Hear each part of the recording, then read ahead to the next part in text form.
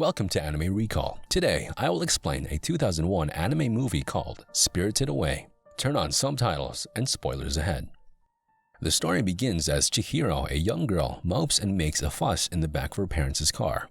It is clearly obvious that they were on their way to their new home located in a new town entirely. The father, however, takes a wrong route to their new home, and instead of going back, he is intrigued by a new scenery he sees. The place is a lonely entrance to an old theme park that seems to not be functioning anymore. All these while, Chihiro whines in disapproval, refusing to go further to the strange place her parents kept exploring. Eventually, she has to follow her parents out of the tunnel and experience more gigantic buildings that all seem lonely, with no trace of human existence within them. Enticed by the place, her parents cite a random variety of tasty dishes, feasting on them without hesitation. This grosses Chihiro out, and she declines the offer to join them in eating the food. While she does her exploration, a young boy of the same age range with her appears. He strictly warns her to leave before it gets dark. Unfortunately, the night catches upon her as she desperately tries to escape and avoid the shadow-like spirits that fill the area. She runs off to locate her parents and realize that they have turned into pigs, and the fact that she was beginning to transform into a transparent being heightened her fear. The boy appears once again, cajoling her to eat a magic food he brought along so it would stop her from disappearing. Later on, he guides her to a large bathhouse filled with weird species and spirits roaming freely. Later on, he leads her to a temporary safe place, simultaneously telling her that in this spirit world, they hate humans. After having a slim chance at escaping, he also narrates a well-explained instruction on how she should get a job in the spirit world and tell the person in charge that Haku sent her to him, that being the only way she can remain alive in the spirit world. Chihiro follows the instruction that leads her to the boiler man. Although he refuses to give her a job, Chihiro persists like she was instructed to do. A girl arrives and is surprised to see a human that caused a ruckus in the spirit world. The boiler man, who is already impressed with her persistence and politeness, introduces Chihiro as his granddaughter and obliges on the girl to take her to their overall ruler of the spirit world, Yubaba, so that she could sign a contract for the job. After so much persuasion, Yubaba finally agrees to hire her, but changes her name entirely to Sen. That way, she would not have any freedom. The girl that escorted her to Yubaba is placed as her guide. She takes her up to their room and shows her a few ropes of the place so she would settle and get the hang of it all. Though it was still too much for Chihiro, who is now Sen, to take in. The next day, when everyone gets to sleep during the daytime, Sen struggles to have a good sleep as she is overwhelmed by all the strange happenings. Haku sneaks into her room and quietly instructs her to meet up with him on the bridge so that he would direct her to where her pig parents are. She eventually gets to see them and completely breaks down in tears on seeing the condition of her parents. Haku offers her food to eat so she can regain strength as he tries his best to comfort her. He also reveals that he is a liable servant of Yubaba and warns her not to forget her original name at all, or else she would be forever stuck in the spirit world. She retrieves her old name and holds it dear to her so she wouldn't forget it. Returning inside the bathhouse, she sights a white dragon at the sky and is sure that Haku is the one who transformed into it. Sen's first working day is extremely tedious as she cleans an extremely dirty bathtub. She is also given a lot of work to do. Throughout that night, she encounters a no-face spirit. She kindly offers it a shelter, since it keeps appearing subtly. A major alarm is later raised as a stink spirit makes its way to the bathhouse for a cleanup. Yubaba pushes only Sen towards it, strictly warning her to treat the customer right and make it enjoy its stay while it lasts. Sen obeys all of this and endures the process of giving it a good washing. After helping it, the stink spirit turns out to be a river spirit. In appreciation of helping it, Sen is rewarded with a herbal cake, and it also leaves pieces of gold for the workers and Yubaba to have. The night is being celebrated for Sen's good reception attitude towards the river spirit, which is a famous and well-known spirit. The no-face spirit is desperate to gain Sen's attention fully, and in doing so, it reciprocates what the river spirit did the previous day by making a dramatic entrance and giving people gold in excess. Sen awakens from a terrible nightmare and discovers their room is empty. She goes to the main bathhouse as her guide informs her that a big customer has arrived. Sen recognizes the guest by her description and politely declines going to see it. She finds her way to her room balcony, reminiscing over the dream she had while in deep thoughts. She spots the white dragon again, but this time it seems to be in great trouble.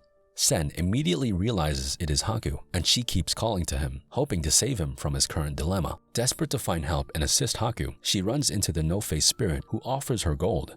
Again, she politely declines since she was in urgent need to help Haku. The spirit is disappointed at Sen's lack of acknowledging it. The The spirit throws a fit and causes uproar among the people. Sen is able to enter Yubaba's chamber just in time, as she instructs the white dragon should be disposed of since it didn't have any use again. Hiding from Yubaba's presence after eavesdropping, Sen gets stuck with the ruler's huge baby. The baby insists on playing with Sen as a return for hiding her safely, but Sen begged that she needs to hurry off and take care of Haku. A piece of the paper birds that previously attacked the white dragon transforms into what is supposed to be Yubaba's twin sister. She also casts a temporary spell on the huge baby and Yubaba's personal bird respectively, transforming them into mice and an insect. Yubaba's twin sister apparently explains that her sister is a strong competition and she tries every means possible to outshine her. So Haku stole a seal with a strong spell from her, which puts him in his current condition that would probably make him die anytime soon. They all fall into a deep ditch that leads them to the boiler man's side. After the fall, Sen remembers she still has the magical herbal cake. She feeds part of it to the white dragon, and after a minute of struggle, it calms down and spits out the poisonous seal. It finally transforms back into Haku in human form, although he has not woken up yet. Sen is determined to make things right by traveling to meet Yubaba's twin and beg her for forgiveness and return her seal, so that the curse would be reversed on Haku and the rest. Meanwhile, trouble looms in the bathhouse as the no-face spirit insists he must see Sen. After she was summoned to appease the spirit so the people would be all saved, she tries to explain the urgent situation she needs to tend to, but the spirit is hellbent on having her presence to himself. Not knowing what else to do, she uses the remaining magic herbal cake and feeds it to the spirit. The effect of the substance kicks in almost immediately as it starts spewing out the overfeeding and the 3 persons he swallowed bit by bit as he chases Sen down to where she was boarding the train. Thus, the journey to Yubaba's twin sister's place commences. The no-face spirit admits to being lonely, and since it has finally stilled its uproar, Sen allows it to accompany her. Meanwhile, Haku has awakened and requests for Sen. The boiler man explains that she has gone on a journey to save him and the others. Equipped with this information, he goes to confront Yubaba. After discovering that her baby is missing, she makes a fair trade with Haku. He assures her that he will bring back her baby alive, if only she promises to release Sen and her parents from the spirit world. And so, the agreement is made. Sen and her little crew arrive at their supposed destination at sunset. The twin, however, welcomes them warmly and offers hospitality to them, which is very much different from what they expected. She also narrates a little history about her and Yubaba, saying that they are both sorceress twins, and for that reason, they are the recipe of trouble and they can never get along. She also includes that she would have loved to help her, but as it is, her hands are tied. And she insists that the ball is in Sen's court. Sen as well tells her about the gut feeling she has about Haku, furthermore elaborating on the fact that she might have met him in the past, but she does not remember how or when.